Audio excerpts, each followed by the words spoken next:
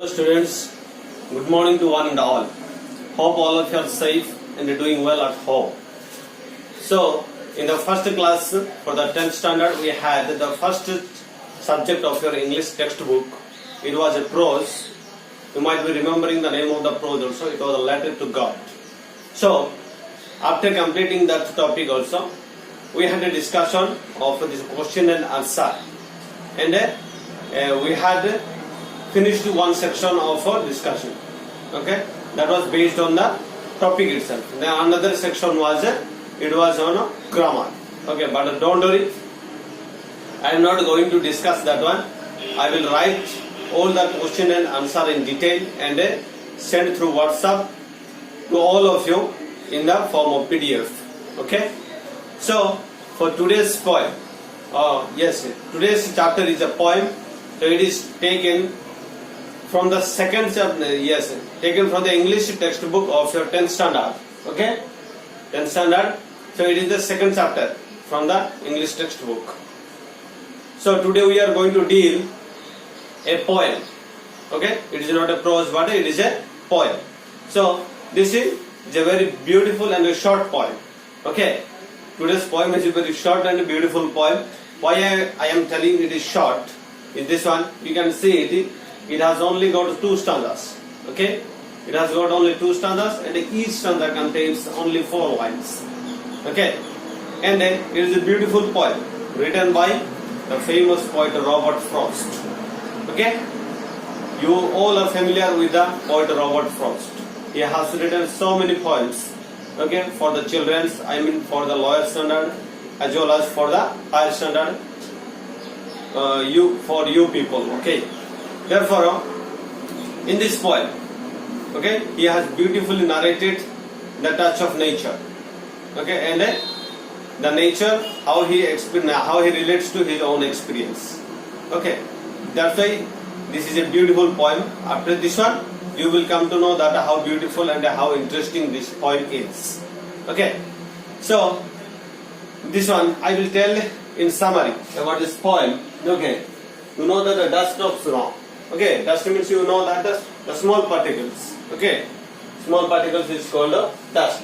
Snow, you know it, baraf. What we call in Hindi. So, in this poem, the poet wants to tell us that even the simple moment or the simple incident in our life or in the incident has a greater significance or else importance. Okay, why I tell in and around of us is that one. Usually, a poet, when he writes a poem, mostly he or she, or mostly the poets, they relate their life experience along with the society or else nature or else in their surroundings, and they write the poems. Okay, so this is how this poem also he has Robert Frost has written in connection to the nature and his own life experience. Okay. Then another thing you need to remember is that one, for this poem, Robert Frost has taken 2 characters. First one is hemlock tree. You can see it. I have written it. The hemlock tree. It is a type of tree, but it is a very poisonous tree.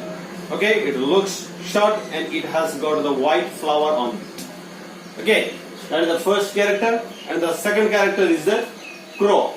So it is a simple bird, you know it. What we call in Hindi is a kawa. Okay, this is the 2 character the poet has taken. So this is small and beautiful poem which is written by Robert Frost. I will start it explaining each line and each stanza of this poem. Okay, so that after the completion of this poem, you will be comfortably able to answer all the questions based on this topic. So with this concept, let's begin. Okay, let's begin our short and beautiful poem, that is The Dust of Snow, written by Robert Frost. So I will read it and explain to you in detail. Okay, let me read the first stanza. The way a crow swooped down on me the dust of snow from a hemlock tree. Okay? I told you in the beginning the poet has taken two characters, okay, the hemlock tree and the crow. Okay, based on these two characters, the poet has begun his first stanza of this poem. Okay, so here usually the poet brings out all the negative character of the nature. How he brings out, let us see. Okay, he has taken the character of a crow. And another one, he has taken the hemlock tree. You know that in our society, some people think that a crow is a sign of bad omens. Okay, they think that it is not good to start a day by seeing a crow. That is another thing. One more thing is that the color of crow is black, is not liked by many. And another thing is about crow is when crow crows, okay, that time we don't enjoy. Usually we get irritated. And another character, hemlock tree. So, being it is a poisonous tree, okay, when suppose a poisonous tree is there, means very often we are advised not to go to the poisonous tree. So this is how he brings out the negative character of the nature. But in the first point, in the first stanza, the poet is telling us that on that hemlock tree, okay, a crow is sitting. Under that one, the poet is standing. So during that time, what happened? Okay, the crow shook. Okay, shook off. Shook. This is a V2. This is V1 is shake, and V3 is shaken. Okay, this one based on this is past, then this is shaken is past participle.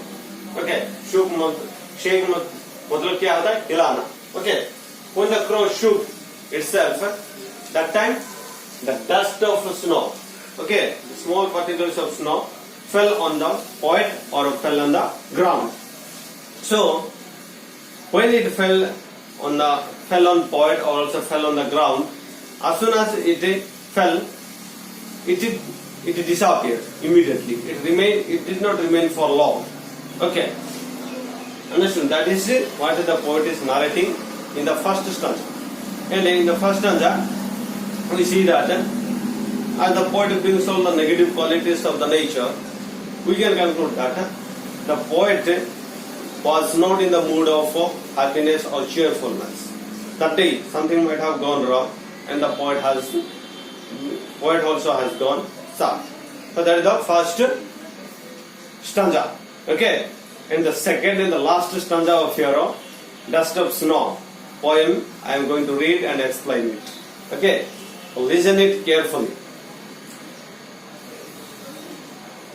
Has given my heart a change of mood and saved some part of the day I had rued. Okay, so once again I will read. Has given my heart a change of mood and saved some part of a day I had rued. See, rued means held in regret. Okay. मतलब उदास Okay, that's the meaning. Rued. Okay. So here the poet is relating the second stanza with the first stanza. So in the first stanza we saw that he brings all the negative qualities of the nature. Okay. So in the second stanza he says that once the poet was sad. Therefore, he was sitting under that hemlock tree, and he had wasted that days or times thinking of what has gone wrong. So, here the poet is telling that as the poet saw the dust particle, but the snow dust falling on him or falling on the ground, as soon as it falls, it disappears. So, this small moment, this small incident, he connects to his own life. The poet is telling that when I was sad, that time also I should, mind sadness also should have disappeared as the dust particles disappeared after falling on me or also falling on the ground. Okay, so I should have used the time or the day when what I wasted simply sitting under that hemlock tree. But that time I should have used for something useful things. So this is how the poet is regretting, and he relating that the falling of a dust particle and to his incident.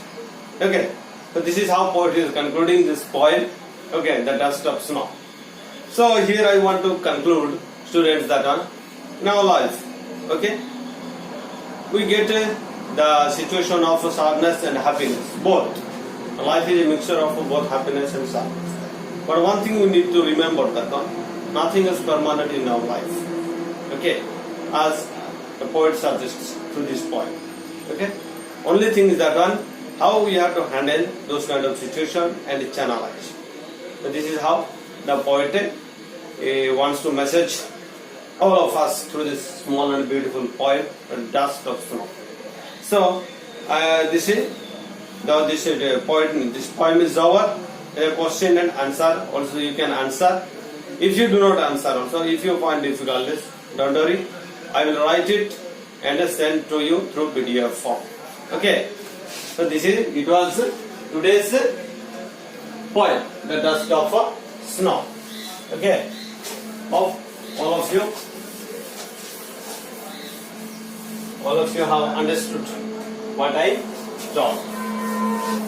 Then another poem also is there. Okay, that is also a small and beautiful poem. So I think today we can finish it both.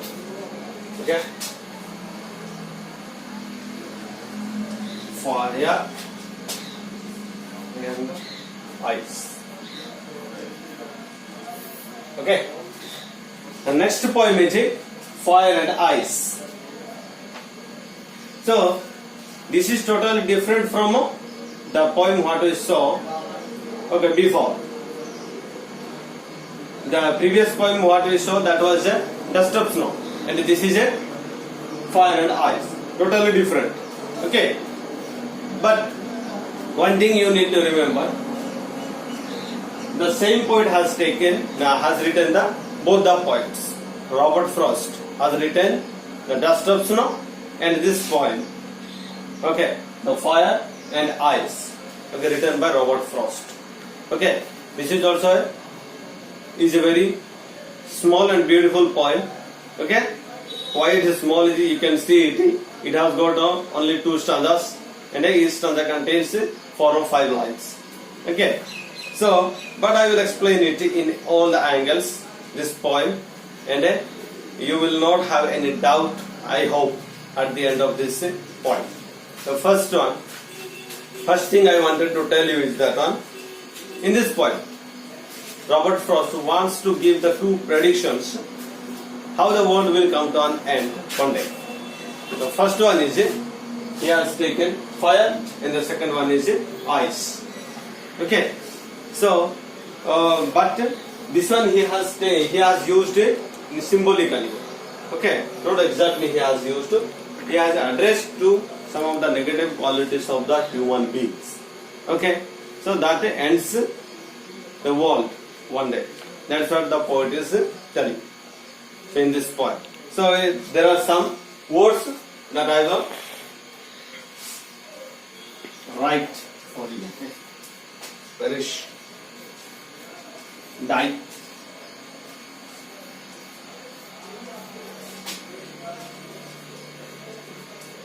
suffer,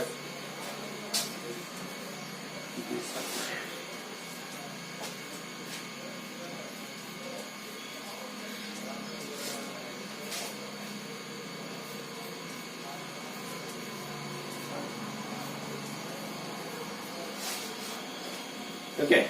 So in this poem, the poet has taken 2 characters. As you can see, it is fire and ice. And you know the summary of this poem, as I told you. So let's begin by reading the first stanza of your poem, Fire and Ice. Okay, so let me read the first stanza. Some say the world will end in fire, some say in ice. From what I have tested of desire, I hold with those who favor fire. So in the first stanza, the poet wants to tell us that there are some people who say world will come to an end in fire, And there are some people, they say that the world will come to an end in ice. And in the first stanza, the poet is telling that I agree with the people, those who say that world will come to an end one day in a fire. Okay, because the fire, to fire, the poet has compared to the negative qualities of the human beings like greed, avarice, then what?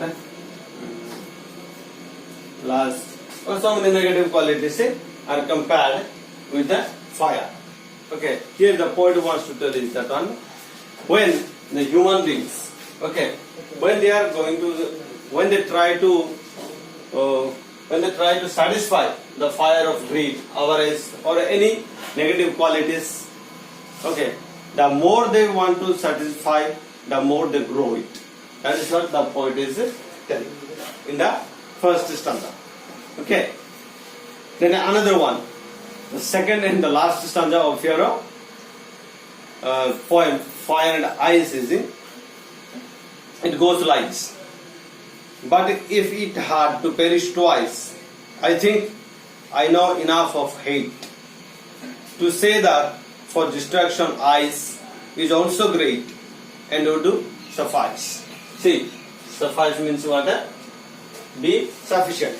So in the second stanza, the poet wants to tell us that even I agree with the people those who say that the world will come to an end with an ice, because ice also is sufficient to destroy the world. Poet is telling like that. Then as in the first stanza, the poet has compared the negative qualities of human beings to fire. In the second stanza also, the poet is comparing the ice to some negative qualities of human beings like this one. What is this? Coldness, selfishness,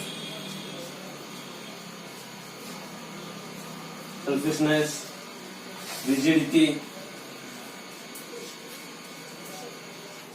and so on. So these negative qualities are compared with the ice. So here the poet is telling that there are some people in the society, they become so cruel and selfish towards the need of others. They lack the objective approach towards others. They don't bother about the poor person who is just next to him or who is living in his society.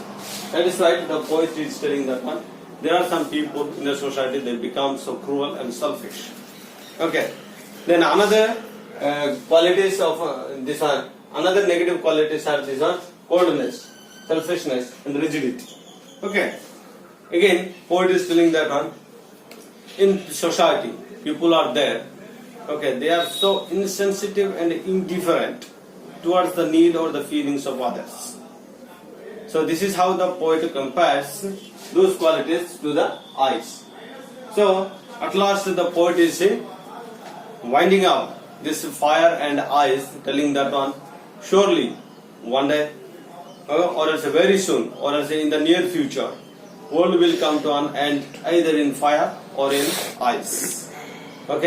These negative qualities of all these things will engulf human beings and the whole world, and the world will come to an end.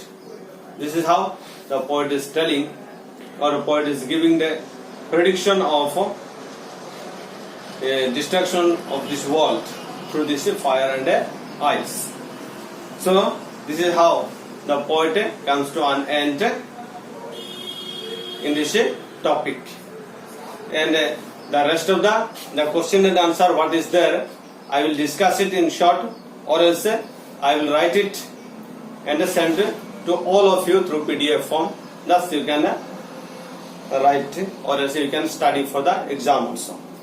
So with this, let's wind up our class. So thank you so much for watching this class. And after watching this class, one more thing I want to request is that kindly comment it, how was the class and what and how did you feel it. So Have a nice weekend. Stay home and stay safe and stay at home. Let nothing disturb your learning or studies amidst this corona outbreak. Have a nice weekend. Bye.